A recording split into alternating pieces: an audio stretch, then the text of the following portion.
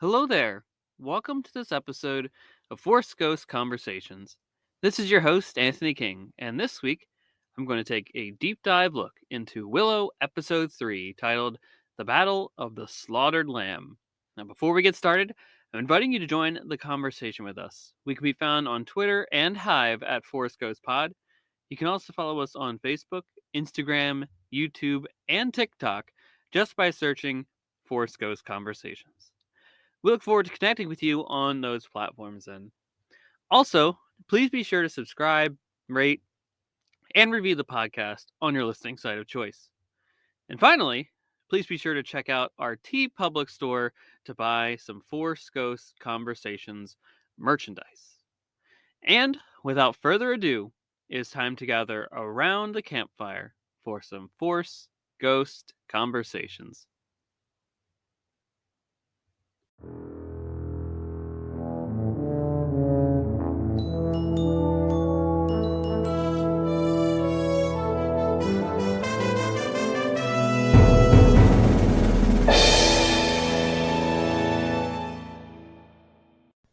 Okay, everyone, welcome back to another action-packed and filled episode of Forest Ghost Conversations. And yes, we're continuing our run on the Willow train. Episode 3 is spectacular, I think, and just really keeps this strong momentum of great content from the Willow franchise, especially this new series that we've been blessed with over the past couple of weeks here. But before we get into our spoiler discussion of all things Willow, let's run through the news that came out this week in the Lucasfilm Star Wars Galaxy in our appropriately dubbed segment, Cloud City Gossip. And boy, did we get a lot this week. First, we got another trailer for the highly anticipated game, Star Wars Jedi Survivor, at the Game Awards. The story bits come to unfold more in this trailer, and as you can probably surmise, we will have a separate episode taking a deep dive into what we can glean from these images in a later date. However, it is great to see Cal Kestis and BD1 back in action. Now, the game will officially release on March 17th, 2023, and pre-orders are available now. The trailer can be found on StarWars.com as well if you want to check it out for yourself in advance. And already I can tell that March is going to be a spectacular month for Star Wars fans. With this coming out, the game, the tie-in book for the game, as well coming out, I believe, a few weeks prior. Mandalorian Season 3 premiering on March 1st. Bad Batch will still be going on at the same time. And Star Wars Celebration in London will be just around the corner, so very exciting time. So also in that same vein, we finally got a new trailer for Season 2 of The Bad Batch. Yes, ladies and gentlemen, the time has finally arrived, and we're just about on the precipice of another season of The Bad Batch. Now, we will cover the trailer more in depth in a future episode as well, similar to Jedi Survivor. But we also got further confirmation that the series will return on Wednesday, January 4th with, get this everybody, 2 new episodes. So there's a lot coming very soon. A new poster featuring our gang of heroes can also be found on StarWars.com with the trailer as well. So be sure to check that out and support it where you can. Furthermore, Volume 3 of the music for Andor by Nicholas Bertel is now available on music streaming platforms. So if you were a fan of Andor, and especially the music of it, which really came into play in those last couple of episodes, be sure to check it out on your favorite listening site. Volumes 1 and 2 were released previously and can also be found on those same platforms. Finally, a collection of short stories from the High Republic era has been released this past week. Titled Star Wars The High Republic Starlight Stories, this series features some tales from authors Justina Ireland, Charles Soule, and Cavan Scott. These shorts originally premiered in the Star Wars Insider magazine, but are now available to the masses to further flesh out Phase 1 of the High Republic. So if you've been keeping up with the High Republic, especially with Phase 1, Phase 2 just started not too long ago, this is really going to help flesh out some of those side stories and fill in any gaps potentially that you may have in your complete High Republic library. So with that, everybody, that's all the news that we had for this week. We'll be back on the other side of this very, very short break to get into our Willow conversation.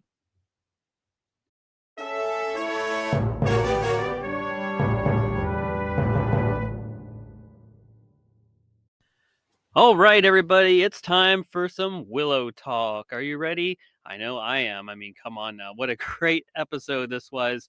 I was thinking in my head, do I go off script here and title this episode um, something else than we originally would have called it? So, I'm going with what we usually do, which is Willow episode 3 discussion, but I could have easily went with Don't Say Groin in Mixed Company.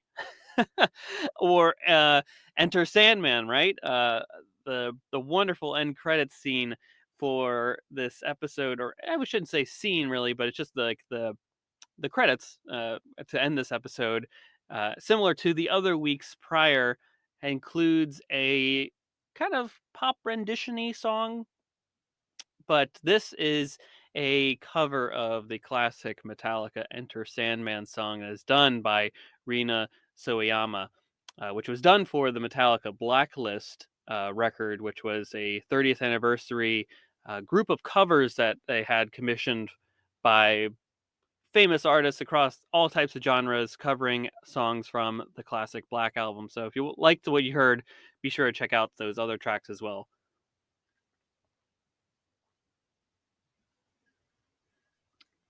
Sorry about that, folks. I had to take a sip of water because I'm already getting ahead of myself with how exciting this all is.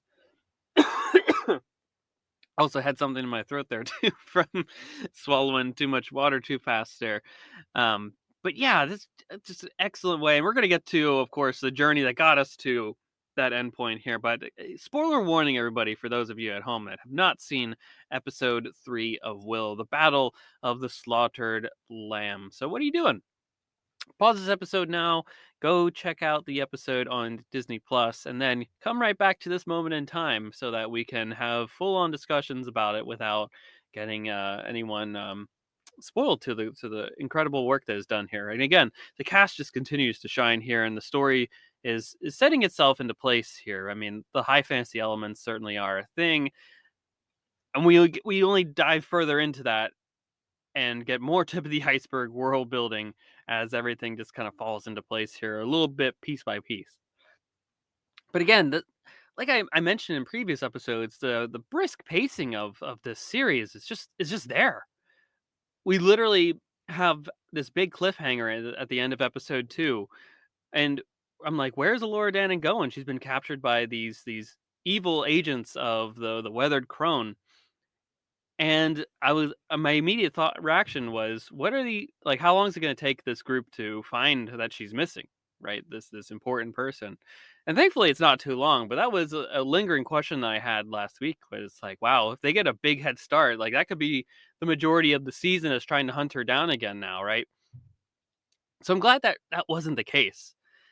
They just get right into it here, and frankly, they even find the group so much faster than I even expected it. So that's a big standout here for me, is that they're not wasting time in this series. They realize that there are important character beats to get, and they're just not lingering for the sake of doing so. They just don't want to exist in the world just to exist. They want it to have meaning, to have purpose, to have drive and desire.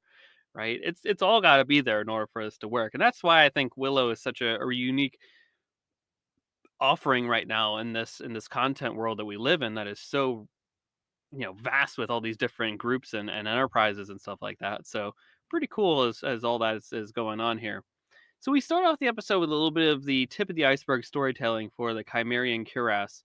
We learn a little bit about the story of how it came to be, and that it's this magical kind of armor that helps shield the wearer, if you're worthy, from darkness. And that's basically what they were uh, Mad Mardigan and Borman set out to find, was this thing that they could use to protect Tiras Leen and the realm from the Weathered Crone, who knows, the Gales, all these other potential horrible things out there that exist. As we're learning, there's a lot more than what they even expected.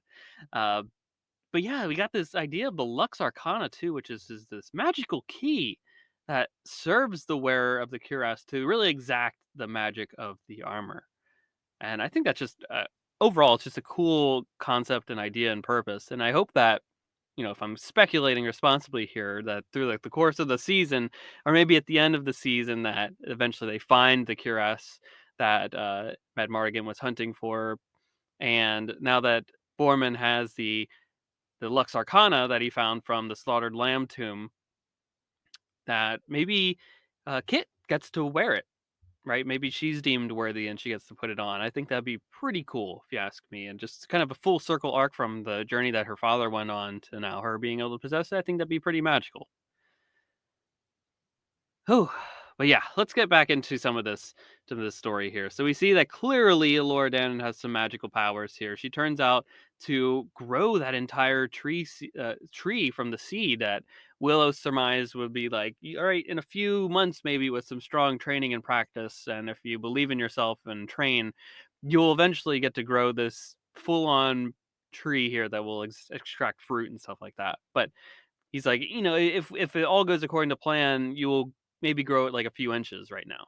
Turns out that wasn't the case at all. And we saw it sprouting a lot at the end of last episode, and we thought that maybe that's kind of where it ends. But no, it goes the entire way. It is a fully fleshed out tree. It's an incredible display of what her magical capabilities actually are. But like I said, Jade quickly finds Valentine, and again, I'm a big fan of the pacing of the show overall so far. So there's this quick action battle sequence here. It's pretty cool. I will say Borman's weapon is super unpractical and unrealistic, but it is fantastic. I mean, come on. It just sets you into this world of high fantasy and action adventure, certainly. What a world that this mother world really is that Willow is established within. But poor Graydon struggles to free Alora fast enough, though. And the odd thing that really set me like, what's Willow doing in this episode?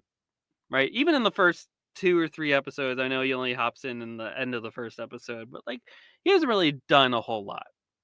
And I've seen the comparisons online that people are saying like, it's definitely inspired by Last Jedi, and I agree with that too. I see those sentiments there.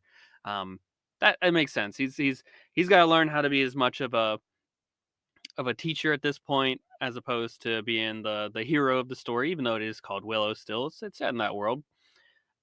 But we're also gonna have to learn what it means to be an older hero, and to overcome fears of the past.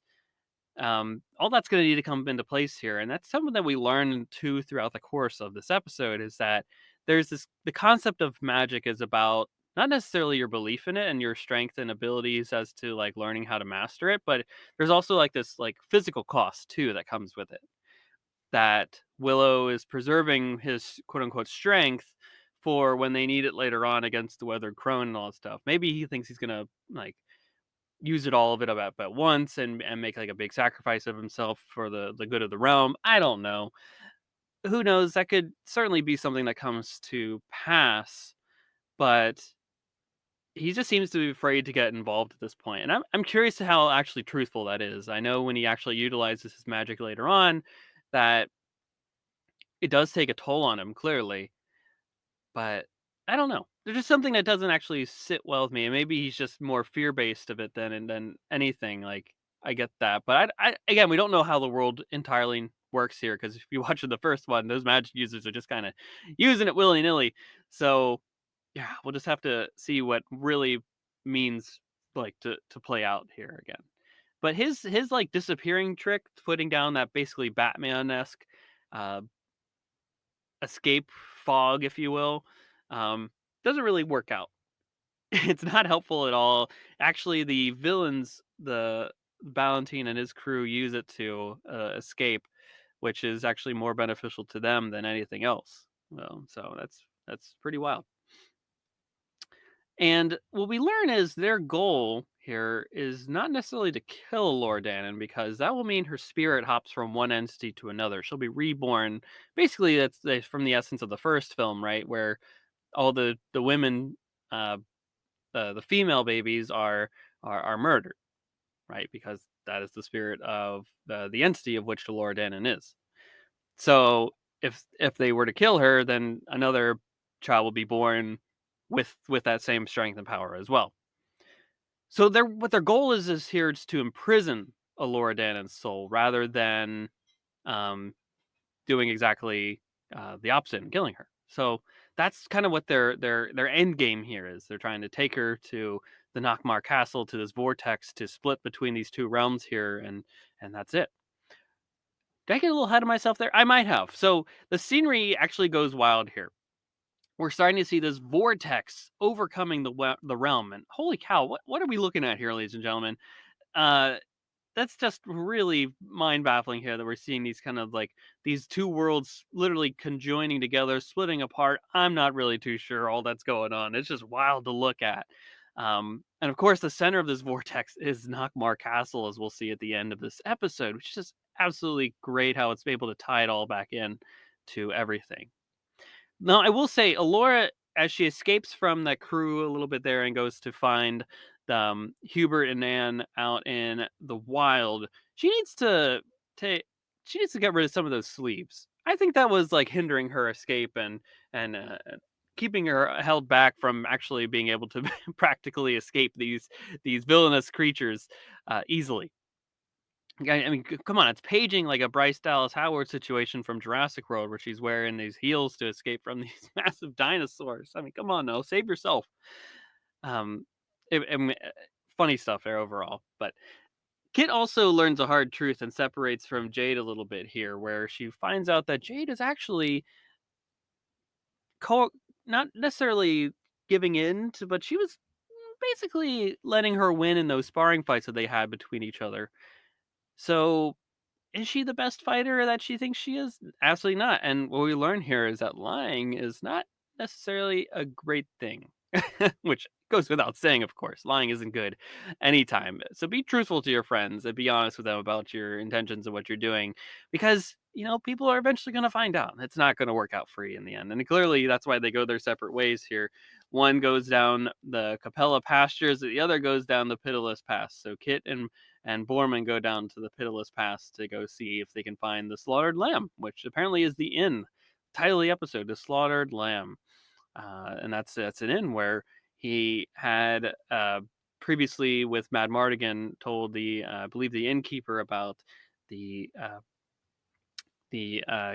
cuirass, which he said he would take to his grave, which eventually is where we find the Lux Arcana, which he's able to scoop out. uh, so I found all that to be really neat and great world building overall here. Something that is really, really cool that I also wanted to highlight is Hubert and Anne. These two ladies that are living out in the frontier of this world. And did you all notice that the scenery absolutely changed when Alora got out of that fog, like dark side environment here, basically looking like Exegol, but is now just seemingly went down a hill and is now in this like beautiful sunset scenery here with these two ladies in their cabin in the woods. I mean, come on now. Who wouldn't want to hang out with Hubert and Anne, even though Anne never says a word, but they've got this great rapport between them, good witty banter, of course.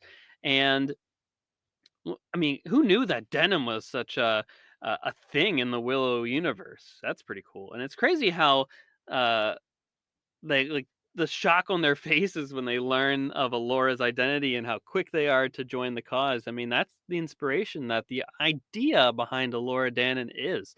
This legend, this myth that has now come to life. It's pretty astounding when you actually think about it overall. So meanwhile, Valentine does catch up to them and finds Hubert, Anne, and Alora. So Hubert does her best to defend Alora from Valentine. They have this clash, but unfortunately, Valentine gets the unsuspecting cut in there that takes um, Hubert out. Will that be the last time we see her, though? The camera does kind of linger on her. So maybe it is, maybe it isn't. I'm probably, for the moment, going to say that she is gone, and Anna's definitely taken out, too. There's no way about that one there. And So they capture Allura again. Of course, we're also on these separate paths here where the crew is kind of stuck in the mud here, and the cuirass is the sequence where they're trying to find pieces of the cuirass, or part, I guess, the cuirass in general, or you know, Borman's not really too open with what his intentions are here. So um, Kit just wanted to get away from Jade a bit, to think things through, to realize what is truthful and what is not. Right? She just wanted to have some space. And how Indiana Jones like was that underground tomb sequence. We also learn about this thing as like, what? I said that. I was like, were rats? What? You kidding me?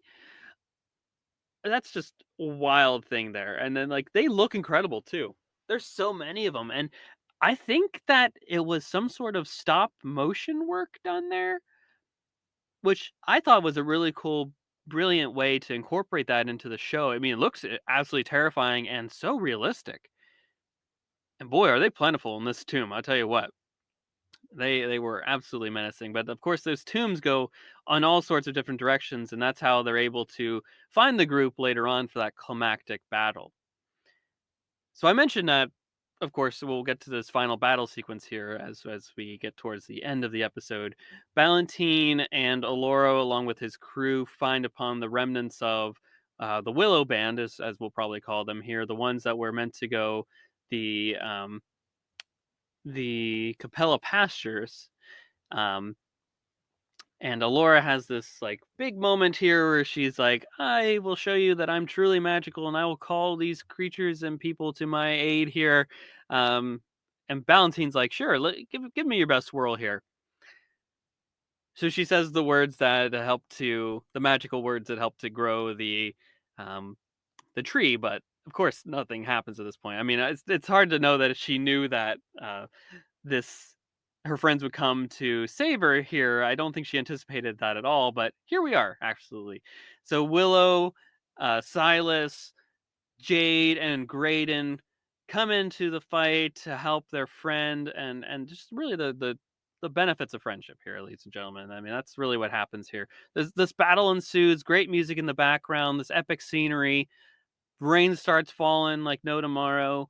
Of course, stumbling out of out of the tunnels comes Borman and Kit to help out too here, and we got a wonderful fight sequence between Valentine and Jade. The student and the teacher face off in this moment, and Silas is pushed aside by one of the henchmen of Valentine, and of course this is actually it kills him because he's unable to heal from his wounds that he incurred from this basically being tossed into a rock, and that forces Willow to make a grand choice in the episode, the choice to get involved, to sacrifice some of that strength that he'd been holding on to. And frankly, to me, this is believing in himself once more. He needs to feel that mojo come through his body again, if you will. I mean, I have like a little bit of a quote section here at the end that I wanted to highlight where they say the word mojo. Um, but that's exactly what comes to pass here. Does he needs to get back into the fight here a little bit more. And boy, when he does, he gets that oomph in him that he needs. His magic does not hold back at all. He defeats basically all of Valentine's henchmen, group, whatever you want to call them, even Valentine himself, in a single swoop. And I really want to see what an unhinged Willow can do. I hope you do at home too. We've got hopefully 5 more episodes to see this in its in full unrestricted form here. So that's really great job, and that's really what saves the crew at the end of the day. Jade gives Valentine a warrior's death as they have that really heartwarming moment together where he says, I've taught you everything that I possibly can do. It's been the great joy of my life to see you grow up and to learn all these things and to be the person that you are. Very heartwarming. Silas too gets his moment there with Willow as he provides Willow with the dog carving that he noted in episode 2 that he was meant to give to Libby. He asks Willow to do that for him. And he says that tell her that he died protecting his best friend. And that's just a really heartwarming thing too again here. If only we can all have the same courage as Silas at the end of all things. Incredible stuff there. Thank you, Silas, for your dedication to this team and for your wonderful, glorious sacrifice in the name of friendship. So the group at the end of the episode climbs up the staircase here. It's the only way that they can get out of this mud pit here. They don't have the wagon anymore. They're basically all on foot from here on out. And it reveals their final destination, ladies and gentlemen. As I alluded to in the beginning, because I've kind of been all over the place in this wonderful episode, there's so much to talk about here, so I kind of had to. Nockmaar Castle, ladies and gentlemen. This is the castle, of course, from the original film where Queen Bavmorda set up her empire. This is where the climactic third act battle of that film takes place, where the pigs, the warriors are turned into pigs, where Willow and Cherlandrea fight against... not Cherlandrea, but Finrazel fight off against Queen Bavmorda, where Willow saves the day and saves Elora Dan, and that's where we're at, ladies and gentlemen. We're going back to the beginning, where it all began. But we also have a little bit of a twist here. Graydon also reveals that he was touched by the bad magic, which could mean that he could become a conduit as well, like Valentine, for the Gales, which wouldn't be great. It wouldn't be great. I think we're going to go to Nockmaar Castle, seek some shelter, and Will is going to enact some of that magic to help save him here. And that's probably where we're going in episode 4 here. But that's not where we're all. That's not all, everybody. Enter Sandman. Did you hear that? Dun, dun, dun, dun, dun. I heard that drums pop in there, and man, we were off. We were off for the hills. It is. And also, Nockmaar looks like it's the center of that vortex, that splitting between the two realms, the conjoining of it all. That's where the group was heading. Valentine and his gang, that's where they were going with Elora Danan. So the fact that they're already going to the same place that they were meant to go to, I don't know if that's necessarily smart either. We'll have to see how that all plays out. I can only imagine. But man, what a great show. What great pacing. What fun adventure. High fantasy. It's all coming together into one epic swoop here. So that is all of my main thoughts for Willow episode 3, ladies and gentlemen. I just want to conclude with some great quotes here that I compiled. There was some great hilarious humor and comedy that just I wasn't expecting at all. I was almost to the point where I was in tears from how hilarious some of the comedic bits in this episode really were. When Willow is like, shiv someone, he says to Silas when he's like, do something, shiv someone. The line I said earlier in this episode, don't say groin in mixed company, that one really got me going for some reason. When Graydon asks, Jade asks to Graydon, can a sorcerer lose his mojo? I mean, I just watched Austin Powers last night, and I just have the word mojo in my head as a comedic word, so that just got me laughing a little bit more on my rewatches here. And then later on, Borman and Kit have that conversation where she says, "What are were-rats?" And Borman replies back with, exactly what they sound like. And that's frankly is the best description as you could ask for when it comes to that creature. When they actually do appear, that's kind of what I said too, is like, yeah, that looks like a were-rat. That looks exactly what like you would expect it there. And then finally, the last one that I recorded here, it just really put a big laugh on. It just exerted out of me, was when the group at the end, the Willow gang, joins into the fight there. They spring the trap to attack Valentine and his forces in the climactic battle. Graydon says, "Stay away from her, you silly ninnies." And Willow replies back with, "Solid insult. That will put them in their place." Like, the sarcasm that he had for that was just really on point. Warwick Davis is coming in hot here. So great work to all team here, cast and crew, everybody behind this. John Kazan for writing this. Just epic work all across the board here, ladies and gentlemen. I hope that you're enjoying Willow as much as I am. What are you thinking about all of this? I'd love to hear about it, and I hope you join in on the conversations that we're having on our social media channels. Like, we're having so many great conversations over there talking about Willow, Star Wars, all things that are coming up in the Lucasfilm world. speculating on it responsibly. We're having a great time, and come on in, join the conversation. We want to hear from you. We can be found on Facebook, Instagram, YouTube, TikTok, Twitter, Hive. Just search Force Goes Conversations, and we'll be there in some way, shape, or form. Also, we're now entering the closing 2 weeks or so of the holiday season here, folks. So if you want to get a Force Ghost Conversations bit of merchandise for that fan or just for yourself before the holiday comes here, whether it be Christmas, Hanukkah, all that stuff, be sure to check out our TeePublic store, where I'm sure they're running sales. They run sales pretty frequently here. So if you want a Force Ghost Conversations t-shirt, you want a pillow, you want an iPhone case holder, all that's available there. You can find our Star Wars inspired logo. You can also find our Willow inspired logo content there as well. So be sure to check out all of that, and all the some of the proceeds go to supporting the show, and we really appreciate that as it helps us to expand, grow, find new audiences, create more seats around the proverbial Force Ghost Conversations campfire. So with that, everybody, we will be back very soon, actually, because we have another episode coming this Wednesday, which will be a discussion about that brand new Indiana Jones and the Dial of Destiny trailer. Yes, it is coming your way, folks. So be sure to subscribe to the show on your favorite podcast listening site, Spotify, Apple Podcast, Google, Stitcher, you name it, we're on all of them. So tell your friends about us too. And we'll be back before you know it in your podcast feeds with another episode. And until then, folks, may the Force be with you. Take care. Have a great week. Bye.